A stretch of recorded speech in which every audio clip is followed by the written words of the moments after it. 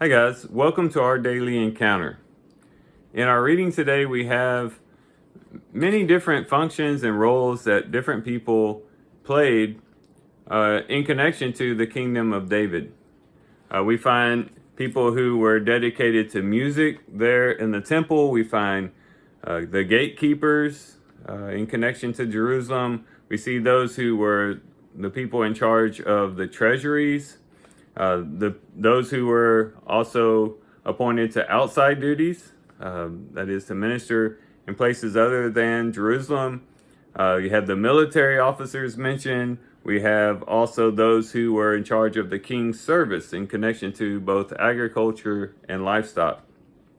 And so you have these various roles that are being fulfilled by various people in connection to the kingdom of David. And as we think about these things from a spiritual standpoint, we can look at these things really as also roles that we play on a day-to-day basis in connection to our spiritual life.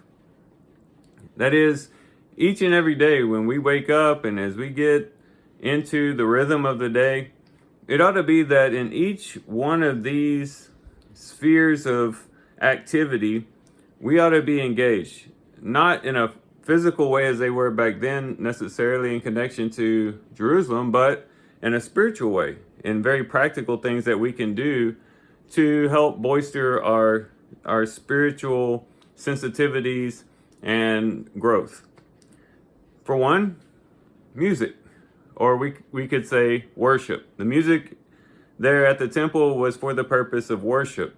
And it ought to be that every day we are engaged in some type of worship, whether it's from listening to music and allowing that to inform our worship and direct our worship to God, or it just comes from our heart, a song that we sing ourselves, or a prayer that we lift up to God that is full of worship and adoration towards Him. But worship should be a big part of our daily life. If we're not being involved in worship, we really are robbing ourselves of a great resource in a very good way in which we can draw closer to God. But also we should be engaged in the role of gatekeeper. And what is a gatekeeper? A gatekeeper is someone who controls who goes in and who goes out. And that ought to be true of us, that in connection to our minds and to our inner person, it ought to be that we serve the role of gatekeepers. That is, we are very careful about what goes into our minds, but also what proceeds out of our minds. And that we guard ourselves from things that will point us in the wrong direction, that will misinform us and cause us maybe to go the wrong direction. So we keep those things out, but at the same time, we keep things from going out that might be harmful to other people. We control our mouth, we control our language, our speech, so that the things that are coming out aren't harmful either. So we basically are engaged in the role of gatekeeper in that sense. And then also, we are also engaged in the treasure, in the treasuries of God, the treasuries of heaven. And we're told in Matthew chapter 6 that we are to lay up treasures in heaven, where moths do not come in and destroy, where thieves don't break in and steal. Where our treasure is, that's where our heart will be also. And so we ought to also be concerned about the treasure of heaven, and laying up those treasures in heaven. And that's basically done by serving God and serving others. Every time we serve God and we serve others, we're laying up treasure in heaven. And that's a big part of the spiritual life. But then also the outside duties. There were some of the people here who didn't really have functions within the city of Jerusalem, but in the outlining area further out away from Jerusalem, they also ministered out in those areas as well, which reminds us of the importance of maintaining, or it reminds us of ministering out in the world. That is, it's not just that we're concerned about what's going on within us and being engaged in worship and Bible study and things like that, but that we're actually engaged in the outside world and in contact with the outside world and influence the outside world in a positive way. And when we do that, it does help us internally, but again, it's a more outward type of activity. And then also you had the military officers mentioned in our text today.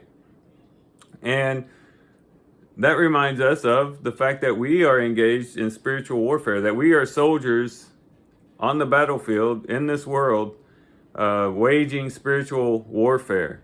And that we have an enemy that is up against us, who is scheming against us to try to tear us down, to try to strip us and rob us of our faith.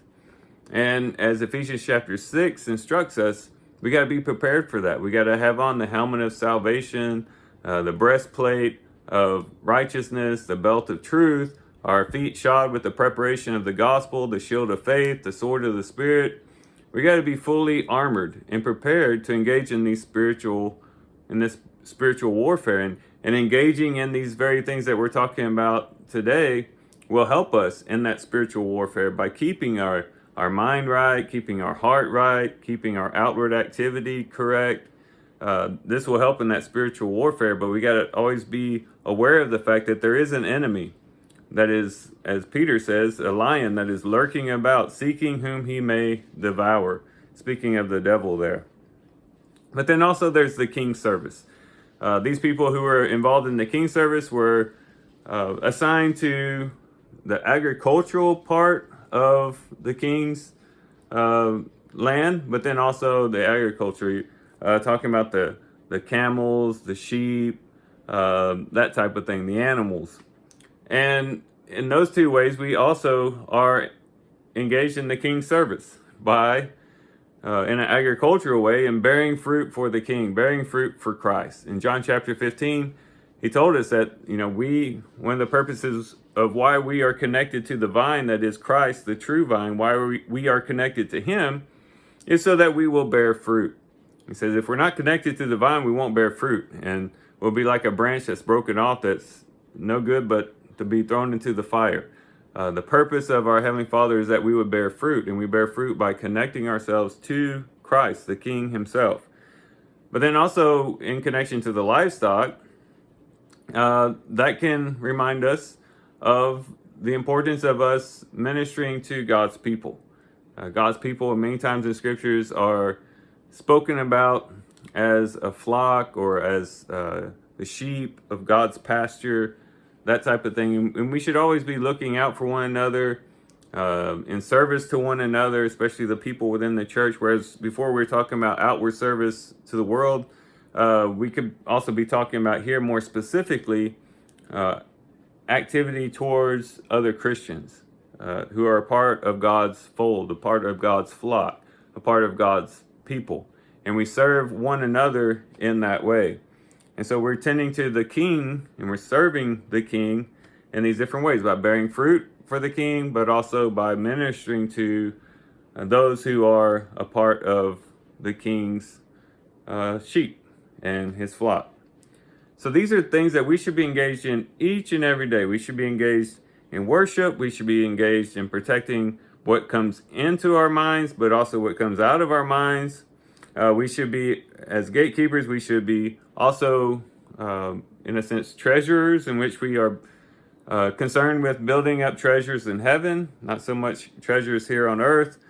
We should be engaged in outside activities that would impact and influence the world around us. We should remember that we are also engaged in spiritual warfare, by which we should be fully armored with the armor of God, talked about in Ephesians 6. And then we should be engaged in the king's service, both in bearing fruit and then also in ministering to the king's people in that way. So these are some things that we can do on a day-to-day basis, practical things that we can do that can help us to grow spiritually, that can help us to even grow in our spiritual sensibilities towards God, to help us to remain in the awareness of God's presence and to live a life more pleasing to him. So these are some things to think about. Do thank you guys for watching the video today. Hope you guys have a great day. Love you guys. God bless.